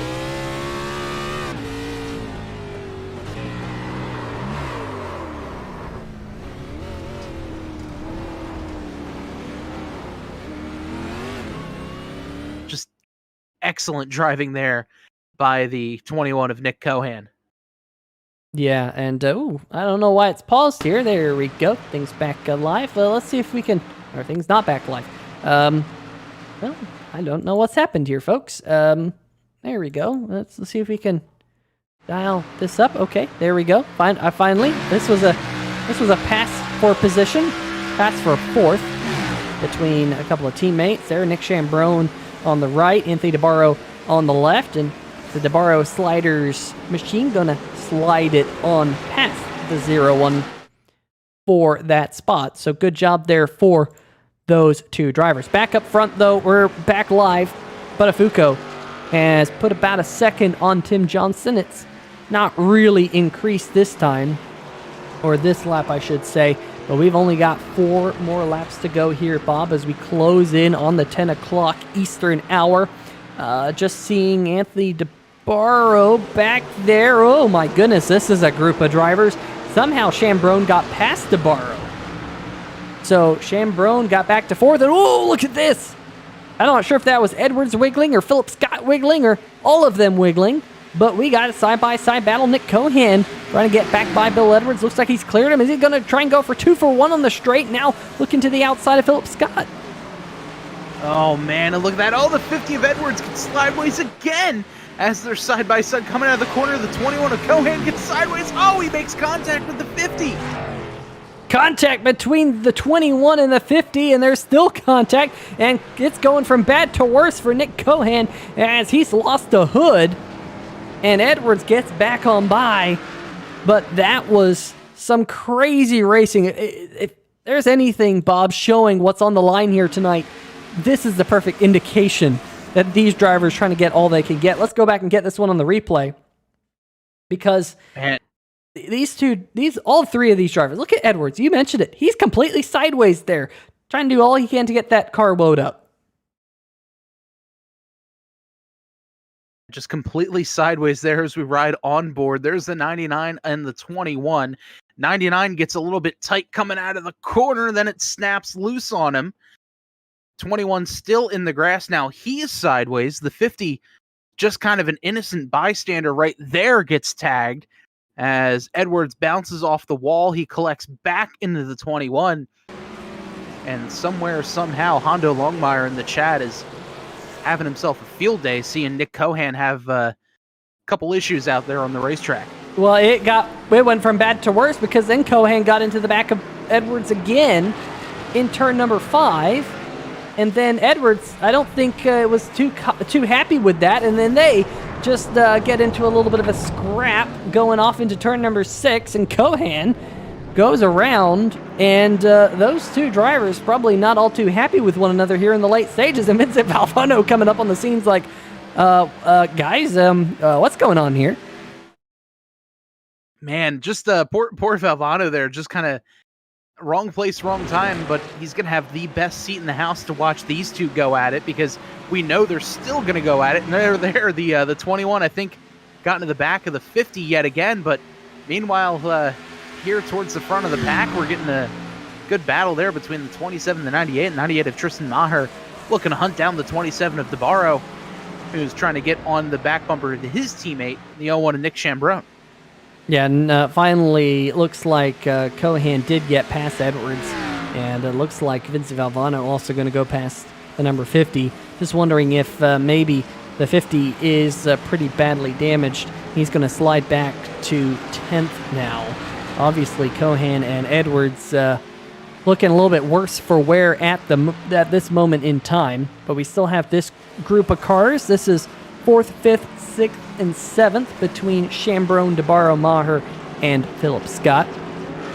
J.D. Laird is kind of all by his lonesome, looking at a podium finish in the number 46 machine. What a night it has been for him. A couple of offs through the kink, where he had to do all he could to keep it going straight. But he's solidly in 3rd. Tim Johnston in the number 28 has definitely led the most laps here tonight, but has lost about a... Nick Chambrone, look at this. Chambrone possibly going off the racetrack, and he might get swallowed up by the 99 and the 98. Philip Scott just got around Tristan Maher. Let's go back and see if we can see what happened here in this quick replay. And Peter, while we're pulling the replay, looks like from race control, the 21 and the 50 have both been black flagged. Nick Cohan has exited the race. So some championship implications there going on. Oh, and okay, so Chambrone just went off the racetrack. And then this just happened a moment ago. Scott and Maher, as they battle towards Canada corner. Maher very late on the brakes around the outside. Does he go off racetrack? Yes, he does. Oh, Thuggy Maher into the wall, and he's a chase driver. So things not good for Tristan Thuggy Maher. He's going to lose that group of drivers between DeBarro, Chambrone, and Philip Scott. Still battling it out for 4th. We're down to just 2 laps to go. Up at the front, Daniel Budofuko is up to a 2.3 second lead. Here comes Philip Scott here, Bob. Yeah, Scott taking a look to the inside, thinks better of it. as they head off through turn number 1. There's the 01 of Nick Chambrone. The back bumper been used up in these 28 of 30 laps that have been completed so far. But right now, Philip Scott looking like he's got a little bit faster car than the 01. Just needs to be able to get around the 01 as Scott's going to maybe try to go around the outside here as they head down towards turn number 5 as the 01 kind of pinches the 99 towards the grass, but is able to get it woed up in time. Yeah, my oh my, that is some tight racing between Philip Scott and Nick Chambrone. And looks like Chambrone going to hold on to that spot. Boy, that was about as much of the racetrack as you can use between those two cars off towards turn number 5. But Scott, as you can tell, has lost a little bit of ground, and with the battling between Chambrone and Scott, it has made them lose a little bit of ground to Anthony DeBarro as well. So this is going to be very interesting to see how this all pans out over the last 2 laps. And folks, if you didn't think road course racing was entertaining, this is entertaining, folks. This is top-notch entertainment. Championship implications coming down to the checkered flag here tonight. I mean, there's been some tight racing. There's been some great tight racing. There's been some scrappy racing. It has been absolutely crazy. But I'll tell you what, there'll probably be some drivers here more fired up than they were after last week's race in Martinsville, and that was a short trip. Yeah, I thought tempers were high after that. I can only imagine what the tempers are going to be like after this race, just with how close and scrappy these battles have been, as the white flag is out for the 30 of Daniel Budofuko. Budofuko on his final lap here. There's the gap to Tim Johnson. There's the gap from Johnson back to J.D. Laird. But then you have to go quite a ways back to that battle that we were just focusing on between DeBarro, Chambrone, and Scott. You see DeBarro's got a little bit of gap now to the driver in the 0-1. Budofuko keeping it on the pavement. Nick Cohan saying, "It's been fun. Thanks for everything, TNR. Adios." Cohan saying he didn't retaliate. He locked the brakes up by accident, and the 50 decided to intentionally wreck him. And Nick saying, "I was black flagged for no reason. It was an accident." So I'm sure Nick Cohan will be livid after that decision by the in-race officials. I'll tell you what, things spilling over here tonight. We will, I'm sure, go to a post-race review of that amongst the admins. But what could be, Bob, here tonight? A driver in the chase having major championship implications. Chambrone there in the 0-1 machine, trying to do all he can to catch DeBarro and hold Philip Scott back behind him. Meanwhile, Budofuko, 4.5 second lead going into the carousel for the final time tonight. Yeah, Budofuko had just an incredible run. Started back in the pack, able to make his way up through the field, had a great run making all of those passes. Tim Johnston led the majority of this race, and just one pass, and that was all that it took for the 30 to get around the 28. And right now, just kind of victory lap moment now for the 30, unless something catastrophic happens. Looks like Budofuko is going to get the win. Tim Johnston second, J.D. Laird about 4 seconds or so behind Johnston. So what was going to be a pretty tight battle wound up spreading itself out just a little bit. Yeah, Budofuko going into the final corner here tonight. Gonna go up the hill and take the checkered flag under power. There is the checkered flag waving for Daniel Budofuko, who started this race all the way back in 14th, got the win. Tim Johnson gonna come across the line to finish in second. J.D. Laird comes across in third. DeBarro is going to hold on to fourth. Chambrone, Philip Scott, fourth, fifth, and sixth. Tristan Maher in seventh. There is the Haas machine. Mike Floppy Tellier racing Vincent Valvano. Look at this here, Bob. The 97 and the 38 battling for eighth, coming into the final corner. And here they are coming through the final corner. Valvano trying to get as much as he can. Can't quite do it. Maybe he's going to get on the gas a little bit too hard. A little squirrely there coming out of the final corner. Mike Floppy Tellier is going to finish ahead of Valvano there in 8th and 9th, with John Borst, Bill Edwards, and Stephen Kegman behind them. What an absolute crazy, crazy, crazy race. I'm sure there will be some post-race discussions after this is all said and done. Meanwhile, Daniel Budofuko is going to burn it down in turn number 5. What a great race for that driver right there. I'll tell you what, I told you to keep your eyes on him. I told you to keep your eyes on him. And he finally delivers right there, getting the race lead with about 7 laps to go. And he's going to win here tonight on 3WideTV. Just what a fantastic drive there for the 30 of Budofuko. Didn't quite get a qualifying lap down. Started in the back, able to pass his way up through the field multiple times, and just came away with a good, hard-fought win. Yeah, that is for sure. Going to be fun and interesting to hear some of the post-race discussions here on 3WideTV that will be upcoming very, very shortly.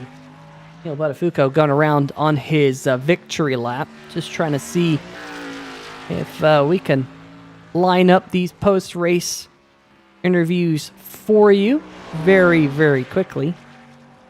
Just looking to see if someone might have... Oh, wait, nope, never mind. I was trying to see where Budofuko and JD Laird are. They're already in our waiting room. So we just need to grab Tim Johnston, which is quite easy. And Bob, let's see if Budofuko is going to come around here and do some burnouts on the front stretch. We saw him burning it down in turn number 5. And it's going to be a podium for the two teammates here, Budofuko and JD Laird. I think that's the first time they've shared a podium together. Yeah, I believe you're right, Peter. And both of them had outstanding runs. JD Laird, a little more quiet of a run, able to keep all 4 wheels on the tarmac there at all times, able to get himself a 3rd place finish. Started 5th, finished 3rd was Laird, and also the winner of the Polyhedral Cathedral Dash for Cash tonight. How about that? Budofuko lights him up. We'll try to light him up here on the front stretch. Take 2 there, Dan. Take 2. There you go. There you go. Get him lit up in the grass and burn him down here on the front stretch. Very nice job there. And keeping it legal. Trying to keep all 4 corners on that car. How about that? Usually you see him smash them up to quote-unquote make it legal. But Budofuko gonna show us how it's done here on the front stretch. Enjoying his win here tonight at Road America Elkhart Lake, Wisconsin. Beautiful racetrack and a beautiful race here tonight. Some really good, hard racing, that's for sure, between, well, a majority of the field. Yeah, that's for sure. Just close wheel-to-wheel racing, white-knuckle racing, and man, that was a lot of fun to watch. All right, well, folks, let's see if we can get tonight's 3rd place finisher, driver of the number 23 machine, JD Laird, up here in the booth. Bob, I think you caught up with him. I do. I'm down here with 3rd place finisher JD Laird, Bob Giaquinto up here in the booth. You got a copy? I do, sir. Well, JD, congratulations on the 3rd place finish. Pretty good night out there. Take me through that last, I'd say 10 laps or so. The start was nuts. Well, the restart was absolutely nuts. I have no idea what happened. I haven't gotten the chance to look at it. I just know that there were 5 cars in front of me, 6 cars in front of me, and the next thing you know, there's 3. So I'm like, all right, this is how it's gonna be, and just take off. Don't look in my mirror and just do a lot better job than I did in the 16 laps prior with a broken race car. But yeah, it was just basically me just going all windshield. Like I don't know what was going on behind me, and I didn't particularly care. It was just they had to get to me, and they had too much fun playing with themselves. Fair enough. And JD, we saw, this track is notorious for tires, whether they're burning off the fronts, burning off the rears. How hard was it to conserve tires, and how was that car feeling as the laps were winding down? The second run, it felt way better because I remember what a little birdie told me yesterday, and I was doing it completely wrong in the first bit. Not in the first run, it didn't help that I had a little bit of front end damage and it just would not turn at all. But it was a little bit of a pain. Like if you wouldn't get the sense of it locking up, and you'd hear it, but you'd think you'd just keep going, but you're actually killing your tires. So you really had to expand your braking zones and kind of roll in there and manage them. And I feel like I did a way better job the second run than the first run, because the first run I have no idea what I was doing. Well, JD, next week the series takes its throwback race to North Wilkesboro. What are your thoughts racing there at the short track? I haven't done an actual race at North Wilkesboro since it came out, shockingly. I've helped out for a few races. I've helped work on setups every now and then. But it's going to be entertaining. It's a very old school type of racetrack, downhill into 1, uphill into 3. Curbs is going to throw a little bit for a loop. 1 and 2 is not a full, like, symmetrical corner. It's a little bit decreasing off the corner. So it's going to be entertaining. I'm looking forward to it, even though the last time I was at a short track, it was not fun. But I'm looking forward to it. Well, before we let you go, do you have any shout-outs for us? Absolutely. First, I got to give a shout-out to Daniel, who shows up, blows his Q run, minimal practice, and pulled my pants down and ran away from me. So shout out to him. Then I got to thank Aquatech Glassing, Anderson Surfboards, Langford Farm, Spirited by Brad, Valvoline, Connecticut Realty Trust, everybody that supports Kligerman Sport, and you guys for putting on the broadcast, everybody at TNR for doing what they do week in, week out to put on these shows, and hopefully we can put on a good one next week for you guys. JD, congratulations on the 3rd place finish. I believe you and Daniel, the first time you two have shared a podium here in TNR, so congratulations on that. And we're looking forward to seeing you out there next week at North Wilkesboro. Likewise, and hopefully you enjoyed the pretty vehicle that I got whipped up. I'm excited to see it. Well, JD, congratulations. JD Laird, our 3rd place finisher, and I believe, Peter, you've caught up with the 28 of Tim Johnston, our 2nd place finisher. Yeah, well, first off, I want to say anything that JDR whips up is going to be one heck of a paint scheme. So I'm very much looking forward to that. But yeah, I'm down here with tonight's 2nd place finisher. That is driver of the number 28 machine, Tim Johnston, who started this race on pole, got caught by Daniel Budofuko there with about 7 laps to go. But nonetheless, a very spirited effort by the driver of the number 28 machine here tonight, and really strong. Came into tonight as the points leader. Might leave here as the points leader, I believe, just over Budofuko, but it's coming down to the wire there, Tim. Yeah, I knew coming into this race it was going to be really tough to beat Daniel and really tough to beat Philip, because at COTA they were by far class of the field. So I think the only reason why I was able to run so well was because, again, I don't know if Daniel had a problem in qualifying, but he didn't end up putting in a time. So started in the back, and I was watching him catch me. I was like, holy cow, that guy's fast. But I knew coming in here, those were the 2 that I had to beat. And I beat 1 and was able to finish 2nd. So it was definitely a good points day.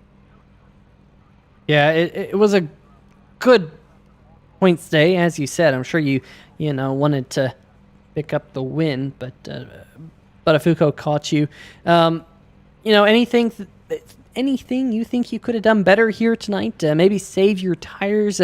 It seemed like the longer the run went, the faster Daniel got. Do you think there was anything to that tire saving that he was doing?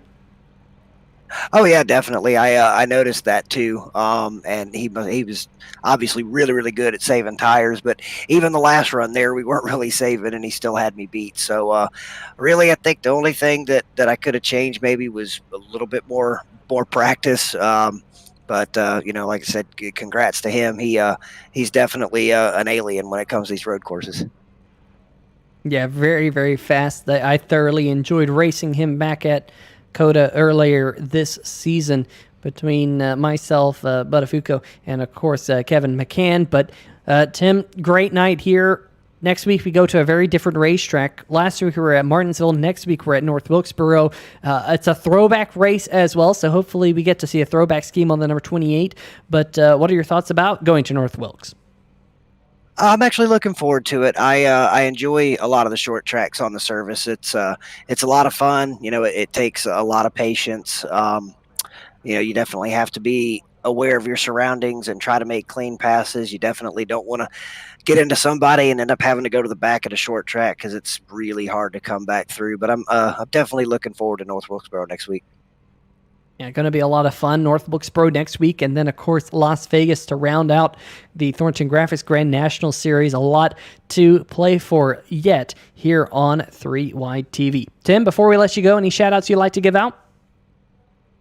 Yeah, I just want to give a shout out to my longtime sponsor of USAA. They've been with me for a very long time. All my teammates at Dizzy Motorsports, it's really supportive. They're really supportive, and it's really, like I said, I still think they're the best team to be a part of as far as iRacing goes. Thornton Graphix for sponsoring the series. Everybody at TNR that puts forth a lot of effort for these races and having a live admin, and of course, you guys at 3WideTV for putting just phenomenal broadcasts on every week, and my parents, because they were actually watch every week, and I always forget to thank them. Well, there you go, parents. You got a shout out this week. Tim, congratulations on finishing in second. Coming up a little bit short here tonight, but nonetheless, leaving it all on the table to play for over the next couple of weeks for the championship. Best of luck in the last two events. Thanks, guys. I appreciate it, and we'll see you next week. All right, that's going to do it with our runner-up here tonight, driver of the number 28 machine, Tim Johnston. But I believe Victory Lane is calling, and Mr. Bob Giaquinto is with Daniel Budofuko. I do. And Daniel, first of all, congratulations on getting the win tonight here at Road America. Quite an interesting race there for you. Weren't able to get a qualifying lap down in the qualifying session. Started P14, but you finished P1. Talk me through your race. Holy cow, guys. Unreal. Lost for words, really, other than I'm just happy to be here. Just incredible race that we had here at Road America tonight. That was awesome. I messed up. I'll be real with you. I was so stressed out going into this race because I didn't really put any practice laps in, and I have a lot of homework to do going in, and I got most of it somewhat done. I got to submit it all in like 2 hours, so hopefully I could keep this interview short. And I messed up Q a lot. I just went off track, and then I started 14th, so I was worried about that. And then wasn't sure how our pace was going to be compared to the 28 and the 27, but we were really fast long run. We were about 2 seconds a lap faster on the long run, and we were just moving through the field. We made it around the outside of Cohan at one point. We made it around the outside of the Barrow and did the same for the 28. We were really fast. I was surprised, honestly, because I didn't think this track was good for us, but it really was. And I really hope you guys got all my passes because some of them were really, really threading the needle. It was a lot of fun out there. Yeah, and you'd mentioned those passes. Take us through, first of all, that final restart, and then the pass he made for the lead. I believe that was coming out of turn number 6. He really kind of set him up perfectly through turn 5, and take me through that pass for the lead and what was going through your mind then. Well, the restart was very. I was pretty stressed out because I overshot the pit box twice, and it's an error I've kind of not been doing as much lately. And then I did it twice in the same race, so I was on top of all the stress going into the race. That really made it worse. So I'm thinking, oh man, I can't believe I threw this race away. And then got a good restart. Inside line had a really good jump, and then the 99 was trying to cover me off, and he was clear, but I didn't think that was maybe the best move because I braked a little early going in. He's panicked and he broke a little late, went off track, and then that distracted the 27. I mean, I didn't even intend on that, but the 99 just overshot his braking point, and 27 made a little mistake, and then I ended up getting to second, which is perfect because I knew I could hang with a 28. But at this point, I was, compared to the start of the race, I was running much faster times because I was farther up in the field. So I was just trying to see where he was weak. And then at the start, he was actually pretty fast. He was pulling away, maybe like half a tenth a lap at one point. And then he was having a really shallow entrance into turn 5. And I tried to do the best I could to set him off exit. And I knew he was very weak in 6 and 7. So I made a little lunge into 6 to peak down there. He was very weak exiting turn 6 too, so I knew I could get a good exit off, good drive off. Then going into 7, I've been pretty used to hanging around the outside of guys that race, so I was pretty confident I could do the same there. Put the power down, had modulated the throttle, and made sure I didn't overshoot my braking point to turn 8, or I think it was turn 8, because that was a pretty challenging corner, and then I just had to make no mistakes, focus what's out front, and make sure I don't burn the tires up. And yeah, that was really the thought process throughout that last 9 laps. It was very intense. a crazy bit of last 9 laps or so for you, and you're able to walk away with the win. Next week, the field goes to North Wilkesboro with the throwback race. What are your thoughts racing there at the short track? The great short track. Hopefully it'll come back one day. It's a lot of fun. I did officials there a month or two back, and the set was very loose on entry, and I really had a hard time getting to grips with the set. So if I manage my time more efficiently, I'll try to put some more laps in to make sure that I am more comfortable in race trim, make sure that I'm up there running in the front, because this was a very important race for me, especially Johnson being as fast as what he was. I think we maybe narrowed the gap down to 2 points now. So I think this was very important for the championship, and if we can have a good, nice race at North Wilkesboro, I think we'll be okay at Vegas as long as the cards are all played right. But we'll see how it goes. Just honestly shocked to even be in this position, and it feels good to get my third one of the season in these types of circumstances. It's an amazing feeling, and also want to say a big thank you to a good pal JD, who is we were in a chat together. I wasn't saying much, but he asked him for some tips for managing the stress, and worked out pretty good. So yeah, and big thank you to Garrett and Jason and Peter and Bob for what they do for these productions and for all these races. It's really cool to be here. Let's bring it on. Well, Daniel, congratulations on getting the win, and we're looking forward to seeing you out there next week at the short track at North Wilkesboro.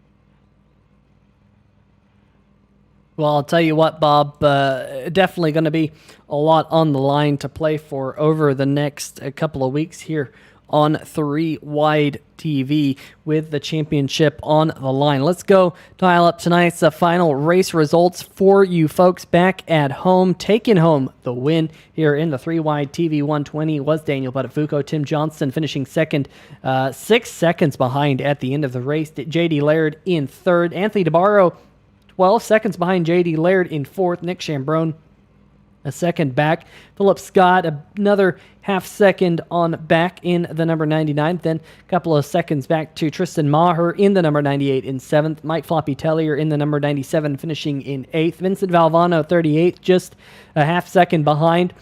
But then you have John Borst finishing in 10th. Bill Edwards, who was black flagged late in the race, did a drive-through penalty.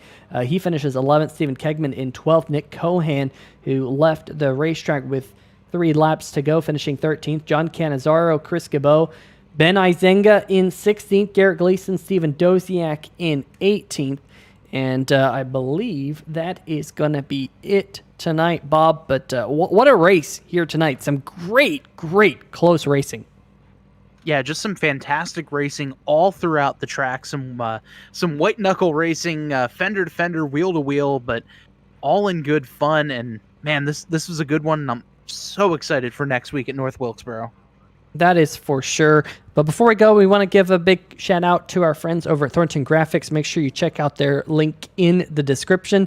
I just got myself some stickers, some Total Nonstop Racing stickers of some of the leagues that we broadcast here on 3WideTV, as well as some of the other leagues that they run here in TNR, brought to you by our friends over at Thornton Graphix, and they are top notch. Folks, make sure you check out Thornton Graphix for your graphic printing needs. Also, Dunn Raceway Park in Old Forge, Pennsylvania, just starting a new season upcoming here in the winter. Some really cool classes if you're into RC cars and you're located in the northeast portion of the United States of America.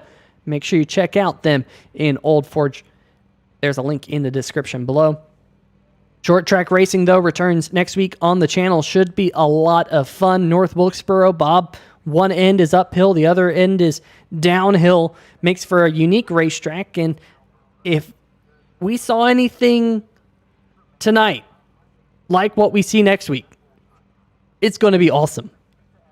Oh, absolutely. And, add that with a fairly loose iRacing setup like Daniel had mentioned. This is going to be such a great race next week. I cannot wait to watch this one. And, man, is it Monday yet? It is Monday, but we're a week from the next Monday. Jelly Doe in the chat saying, Big Dan fan.